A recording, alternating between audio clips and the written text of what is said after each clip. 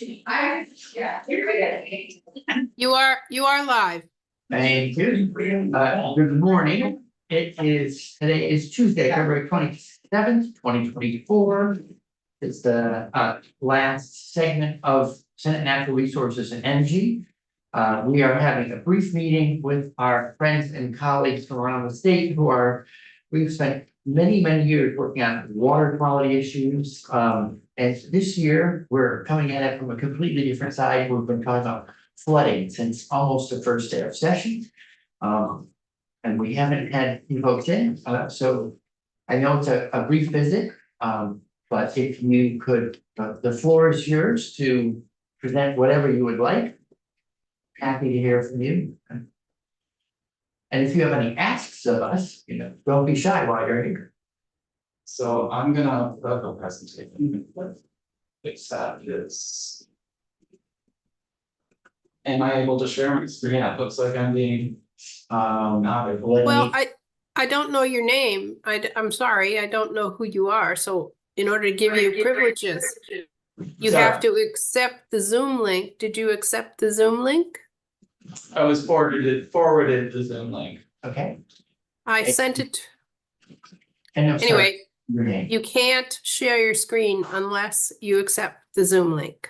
Okay. We did submit the presentation. Do you have it? It's on our website.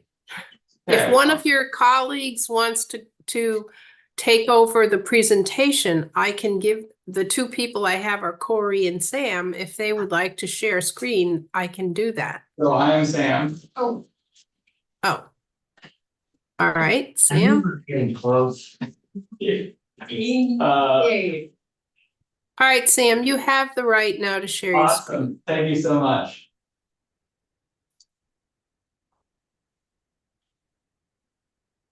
So, Phil said of American English and British English, two people separated by a common language. Every once in a while, the Zoom is like two people separated by a technology. All right, off we go. Okay, so hopefully that will load. Sometimes it's a little slow to get there. So I can start. So we are going to talk about us, the Natural Resources Conservation Districts of Vermont. So we've been doing, boots on the ground conservation work for decades, at least since the 60s. And the types of work we do can really vary. It varies very broadly. It's everything from street front construction replacements for community resilience to wetlands restoration for biodiversity, clean water projects, all of that type of stuff. And generally at the moment we get funding through grants for specific projects. We kind of work with our local partners and connect them to the grants to do the work. Can I just turn this around? Is that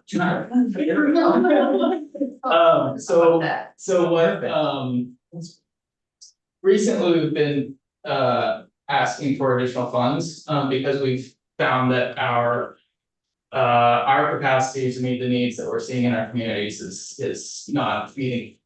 Sure. And are you funded for the most part? I mean, either federal funds or clean water funds? Is that how the money's flowed to you? So I would say the majority of our funds are clean water funds from state grants.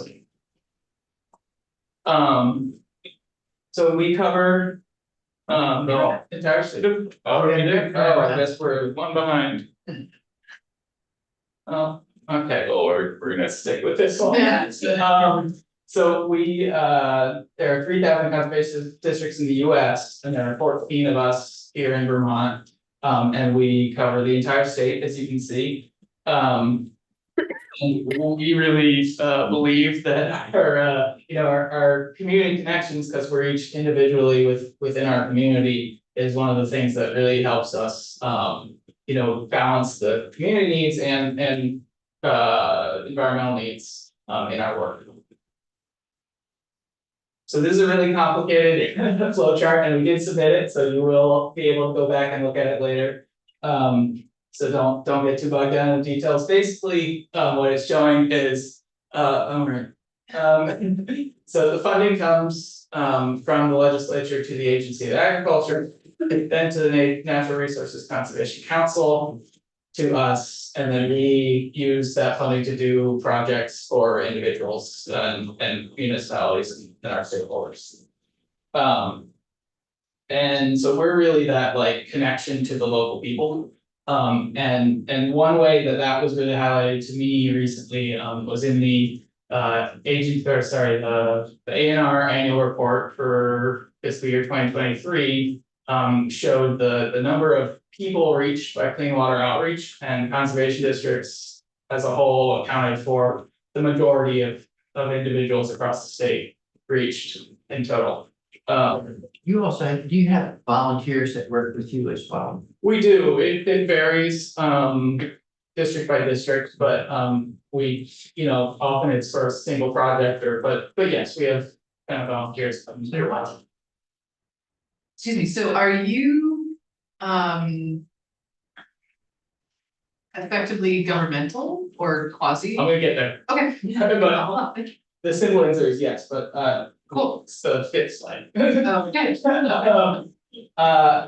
I mean, that's. So I also just want to say, the ACD and NRCS are highlighted on this, and we have some formal relationships with them, but we also work with a vast number of other partners. Just an example for my district, we work with Vermont Fish and Wildlife to do strategic wood addition on private lands, for trout populations, and it also comes with, flood resiliency benefits for people downstream and clean water benefits. So this really, is a self-explanatory, this is our policy statement from our statute, and it just highlights the value of natural resources. I don't think I need to tell any of you that, to Vermonters. And it's kind of the founding reason for our existence. And then, yes, statute establishes us as subdivisions of government, so basically like a municipality. Very similar structure, and just to be clear, so we are the state, the Secretary of State has designated all of us not for profit entities, but we're not, that makes sense, so we are government, it's much more like stuff.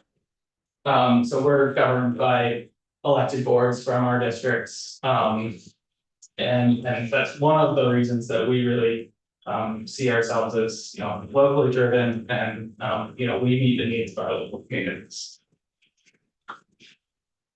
Just sit there. Okay. Hi, I'm Lauren Weston. I'm the district manager for the. Oh, sorry, for the Franklin County Natural Resources Conservation District, same with the Essex County. I'm not sure if you mentioned that. I did not. I just want to thank you all for your time today. I'm actually going to turn this so I can see this as well as you. The question came up about if we are federally funded or clean water funded. Different districts definitely have a different split. I'm about 50-50 between federal and clean water funds. And one of our key federal partners is the USDA, NRCS, the Natural Resources Conservation Service. And again, we were kind of born at the same time as that conservation service when the feds realized they needed local folks on the ground who actually could be the trust of the farmers, which is wonderful. And most of us are working out of NRCS offices and have access to their computers if we're doing work that aligns with their work. But they do not,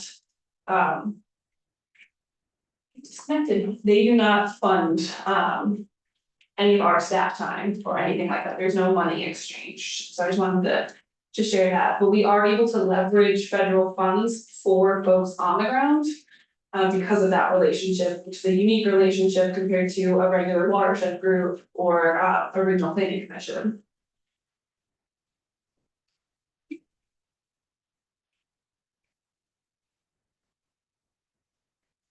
I apologize.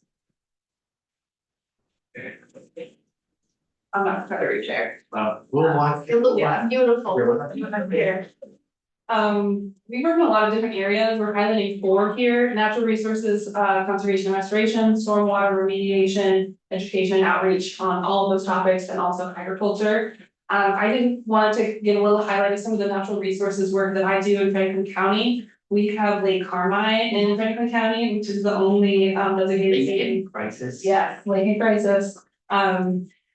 It's got some problems with it, is how I'll phrase that, but some of the work that we've been doing there, and for instance, in this photo, we helped one of the camp owners on the lake shore remove their concrete seawall and replace it with a natural bioengineered shoreline.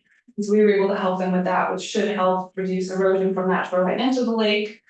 We also are working on a project with the state in the Lake Carmine watershed. We've identified over 75 potential projects that could have positive impacts on the lake. So we're really working very hard. We also hosted 4 workshops last summer. We call them watershed workshops to get people really educated on what they could be doing to benefit water quality in Lake Carmine. That looks like a big stormwater project. That is a big stormwater project. That was in Caledonia County, right along the Memorial in Hardwick. And they put that in, and actually I was just in a meeting with a woman who led that work. And she was saying that it was impacted by the flooding this summer, but they were able to work with the manufacturer of those products to get them to come up to find a solution for it after some of the damage from the flooding, which was great.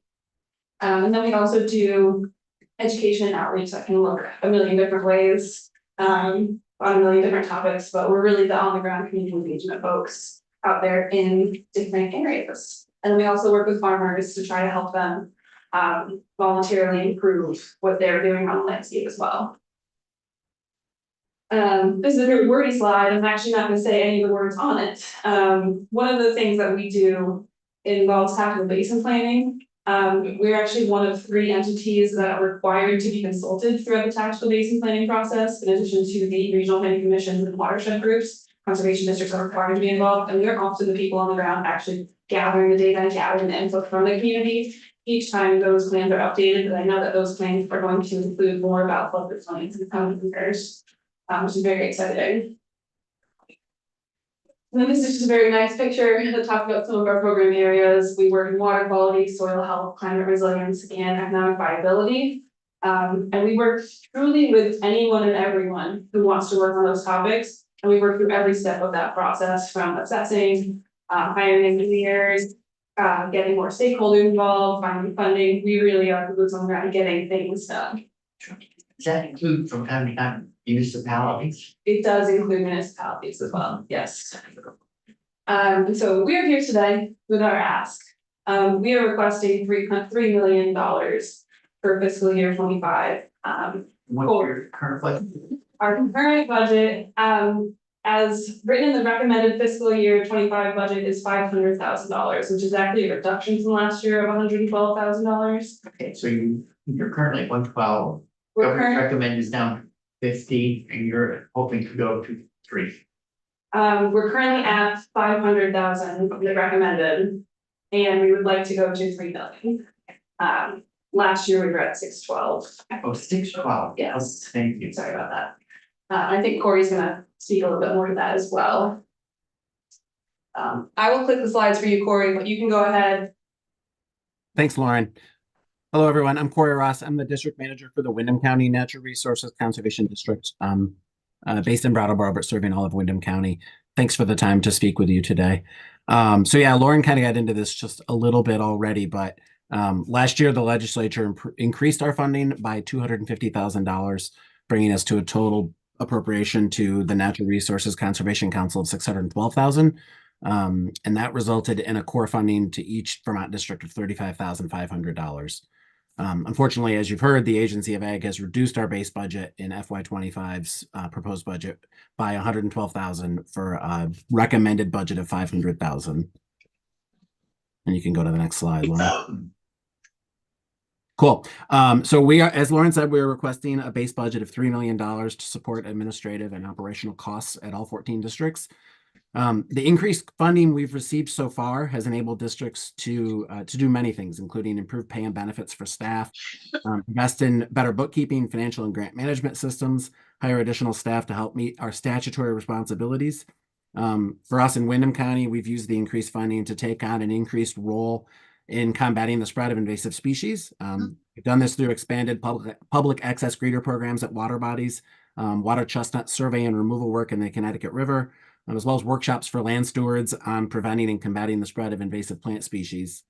And the $3 million base budget would enable districts to fully meet our statutory responsibilities.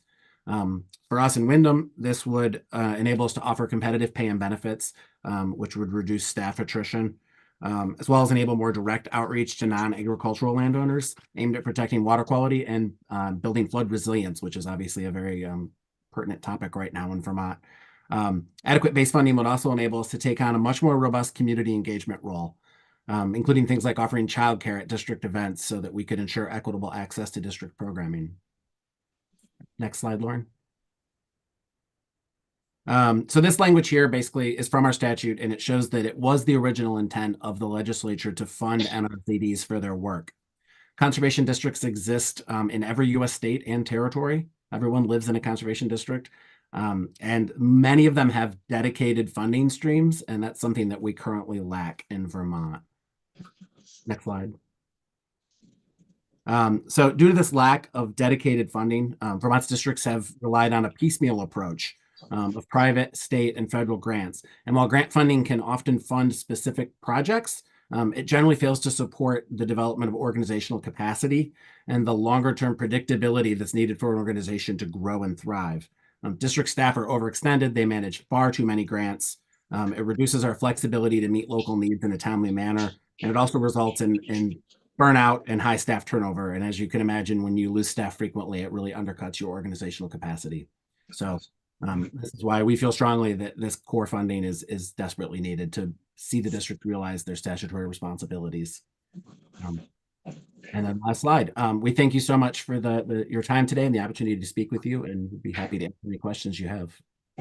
Great. I have one quick question before we go to Center White, and that is, you said other states have ongoing, a steady funding stream. Do you know what the mechanism is? Like, what is Vermont doing differently than other states? So, what are the others doing that might be a model for us? I think you'd say that. Okay, because yeah, the first thing that comes to mind is some states have county governments that fund their districts, and of course, Vermont doesn't have. I know Claire is in the room, and I kind of want to put her on the spot from NRC.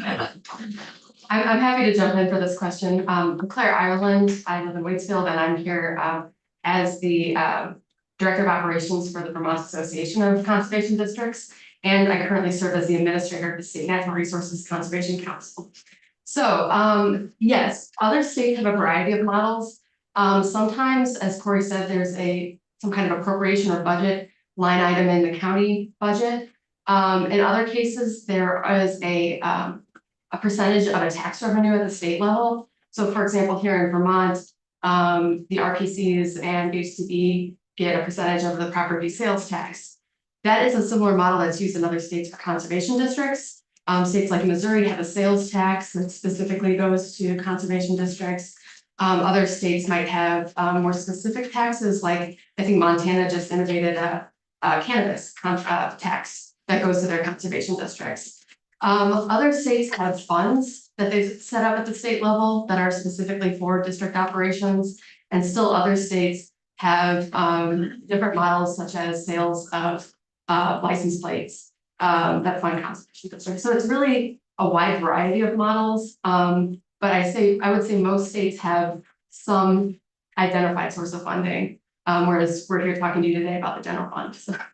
So that's basically how you always, well, at least recently, you've always been funded as a line item in the general fund budget.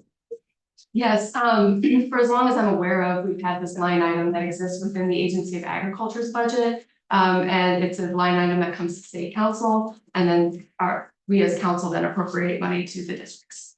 Can you say something about the history of it? Has it gone up and down significantly? Have you been higher than 612,500 or? I can only speak as to maybe the past 15 years, and to my knowledge that we were flat budgeted at $112,000 for the entire state and for our state agency for many, many years. As of, I believe, 2 years ago, the legislature increased that by $250,000 per year, then another $250,000 increase last year. So this is the highest amount that we've ever had appropriated to us. And yet at the same time, we feel that because we were flat budgeted at 112 for many, many years, we've sort of accumulated a lot of needs that we're now trying to address as well as grow our capacity in the future. Thank you for all that. Senator White.